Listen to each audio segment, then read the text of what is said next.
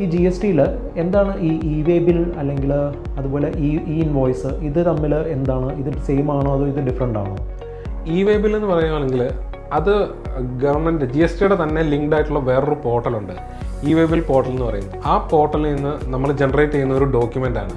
ഇത് എപ്പോഴാണ് ആവശ്യം വരുന്നതെന്ന് വെച്ച് കഴിഞ്ഞാൽ ഗുഡ്സ് 50,000 രൂപയുടെ മേളിൽ വാല്യൂ ഉള്ള ഗുഡ്സ് നമ്മൾ ട്രാൻസ്ഫർ ചെയ്യുവാണെങ്കിൽ, അത് ട്രാൻസ്ഫർ എന്ന് പറയുമ്പോൾ അത് സെയിൽ ആയിക്കോട്ടെ ഇല്ലെങ്കിൽ ജോബ് വർക്കോ അങ്ങനെ എന്തിനു വേണ്ടിയാണെങ്കിലും ഒരു മൂവ്മെൻറ്റ് അവിടെ നടക്കുന്നുണ്ടെങ്കിൽ നമ്മൾ ഈ ഇ-വേ ബില്ല് ജനറേറ്റ് ചെയ്യണം.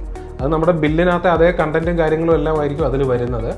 അതിൻ്റെ കൂടെ അഡീഷണൽ ആയിട്ട് വരുന്നത് എന്താണെന്ന് വെച്ച് കഴിഞ്ഞാൽ ട്രാൻസ്പോർട്ടർ, നമ്മളൊരു വണ്ടിയിലാണ് കൊണ്ടുവന്നെങ്കിൽ ആ വണ്ടിയുടെ ഡീറ്റെയിൽസ് അതിനകത്ത് കാണും. അതുപോലെ നമ്മളിപ്പം ഏത് ലൊക്കേഷനിൽ നിന്ന് ഏത് ലൊക്കേഷനിലേക്കാണ് കൊണ്ടുപോകുന്നത് അത് പിൻകോഡ് ബേസ്ഡ് ആണ്. അപ്പം നമുക്ക് ഇപ്പം ബയറുടെ പിൻകോഡും സെല്ലറുടെ പിൻകോഡും അതിൽ കൊടുത്തു കഴിയുമ്പം ഓട്ടോമാറ്റിക്കായിട്ട് കിലോമീറ്റേഴ്സ് കാൽക്കുലേറ്റ് ചെയ്ത് വരും. അങ്ങനെ ആ ട്രാൻസ്പോർട്ടേഷന് വേണ്ടി നമ്മൾ യൂസ് ചെയ്യുന്ന ഒരു വാലിഡ് ആയിട്ടുള്ള ഒരു ഡോക്യുമെൻ്റാണ് ഇ-വേ ബിൽ എന്ന് പറയുന്നത്.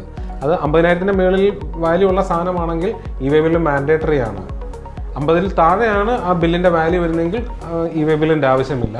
അതേപോലെ തന്നെ 10 കിലോമീറ്ററിൽ താഴെയാണ് ഈ ഗുഡ്സ് ട്രാൻസ്പോർട്ട് ചെയ്യുന്നതെങ്കിൽ അവിടെയും നമുക്ക് ഇ-വേ ബില്ലിൻ്റെ ആവശ്യമില്ല.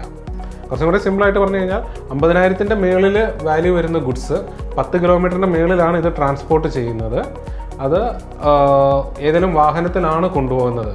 വാഹനം എന്ന് പറയുന്ന അതിപ്പം അതായത് മാനുവലി അല്ല, ഒരാൾ തലച്ചുമട്ടിലോ അല്ലെങ്കിൽ ഉന്തുവണ്ടിയിലോ കൊണ്ടുപോകുന്നതല്ലാതെയുള്ള എല്ലാ കേസും, അത് ബൈ റോഡാവാം, റെയിലാവാം, ഷിപ്പാവാം, എങ്ങനെയാണെന്നുണ്ടെങ്കിലും ഇനിയിപ്പം ബൈ എയർ ആവാം, എങ്ങനെയാണെങ്കിലും ഇ-വേ ബില്ല് മാൻഡേറ്ററി ആണ്.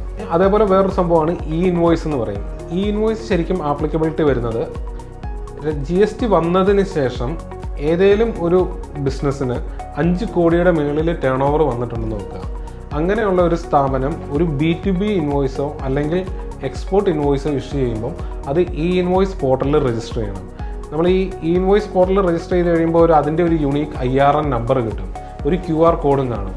അപ്പം ഏതെങ്കിലും ഡിപ്പാർട്ട്മെൻറ്റ് എപ്പോഴേലും ഇത് നമ്മൾ ഈ ഗുഡ്സ് കൊണ്ടുവന്ന വഴിക്കോ ഇല്ലെങ്കിൽ നമ്മുടെ ഓഫീസിൽ ഇൻസ്പെക്ഷന് വരുമ്പോഴോ എന്തെങ്കിലും ചെയ്ത് കഴിയുമ്പോൾ ഈ ബില്ല് സ്കാൻ ചെയ്ത് അതിനകത്ത് QR സ്കാൻ ചെയ്ത് കഴിയുമ്പോൾ അറിയാൻ പറ്റും ഇത് ജെന്യുവിൻ ബില്ലാണോ അതോ ഫേക്ക് ബില്ലാണോ എന്നുള്ളത്.